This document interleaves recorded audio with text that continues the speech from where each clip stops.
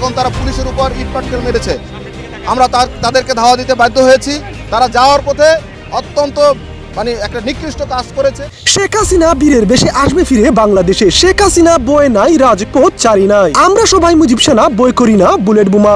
ও ভাই রে ভাই, এবার এমন স্লোগানে ময়মনসিংহে আওয়ামী লীগের মিছিলে পুলিশ লাঠিচার্জ করলে পুলিশের সাথে আওয়ামী লীগের নেতা কর্মীদের বাদে ত্রিমুখী সংঘর্ষ।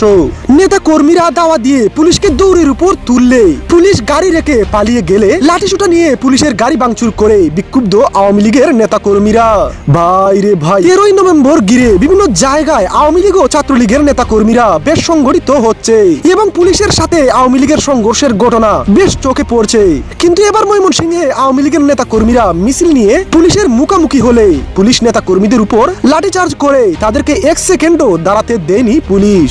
এরপর লাঠিসোঁটা নিয়ে পুলিশকে দাওয়াত দিলে নেতা কর্মীরা পরিস্থিতি বুঝে পুলিশ গাড়ি রেখে পালিয়ে গেলে পুলিশের গাড়ি ভাঙচুর করে নিজেদের আরো দুঃসাহস দেখিয়ে দিল আওয়ামী লীগের নেতা কর্মীরা।